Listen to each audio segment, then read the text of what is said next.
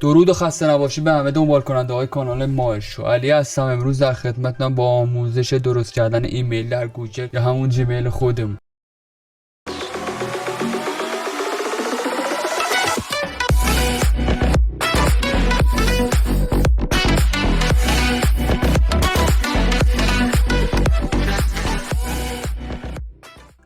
برای اولین قدم یه مرورگر باز میکنید، فقط هر چه مرورگری باشه. میان سایت گوگل تو سرچ میکنید.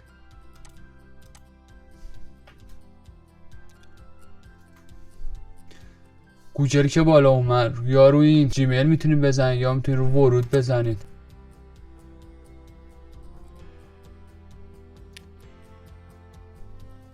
بعد صفحه روبرو میشید. استفاده از یک حساب دیگر یا ایجاد حساب میزنید.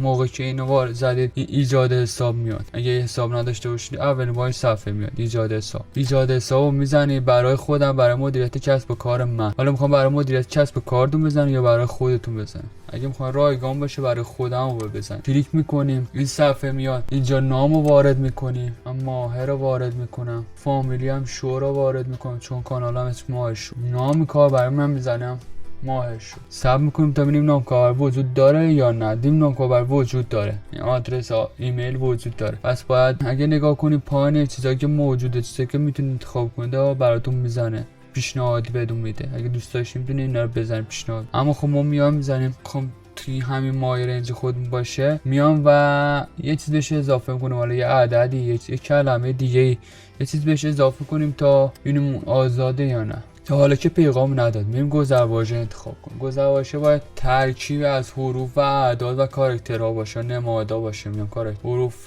حرف، زیرش هم نوشته 8 نویسه یا بیشتر استفاده کن. ترکیب از حرف، عدد و نماد باشه.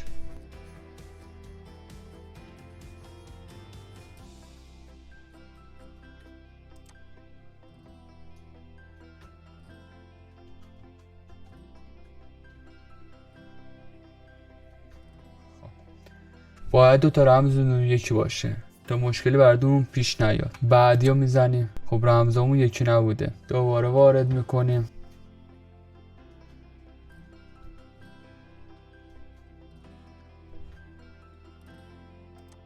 تو این صفحه که اومد باید شماره تلفن وارد کنید تا یه رمز براتون بفرسته. رمز خودش هم نوشته، رمز درست سنجی 6 رقم براتون بفرسته. پس یه شماره تلفن باید وارد کنید، شماره تلفن خودتون، شماره تلفن که تو دسترسه که بتونه براتون پیام بفرسته.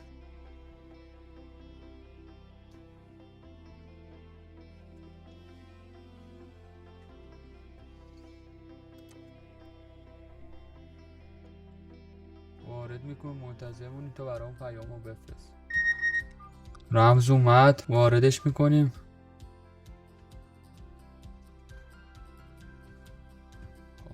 تایید رو میزنیم. اینجا میاد میگه که اوکی داد. میاد این قسمت بازیاب نشان ایمیل. این قسمت میگه آقا یه ایمیل وارد کن یا اگه یه روز رمز ورود دیگه مشکل برات پیش اومد بتونی از طریق ایمیلی بازیابی اون ایمیل دا که دارید تازه میسازی برگردونی. اگه ندارید ایمیل یا نمیخوان بیخیالشون میان پایین. نه اینجا باید سال، ماه و روز وارد کنید. سالی که دارید ایمیل میسازید، نه سال تولد خود، سال باشه که بالاتر از 17 باشه. 17 یا 18 سال باید بزرگ باشه، 18 سال به بالا باشه. مثلا من میذارم 1990 مثلا 4 سال تولد خودم میذارم، بیشتر از 18 بشه. می 19. جنسیت هم میتونیم اینجا انتخاب کنیم، میتونیم هم انتخاب نکنیم. گام مؤنث در مذکر ترجیح میدم نگویم رو باید انتخاب کنیم. اگه میخوایم انتخاب نکنیم بعدی رو میزنیم، دکمه رو بعدی. اگه مایل باشی میتونید شماره تلفن رو به حساب اضافه کنید تا در سراسر سرویس های گوگل استفاده شود. برای مثال شماره تلفن برای اینا استفاده میشه. تماس پیام های ویدیویی دریافت کنید. خب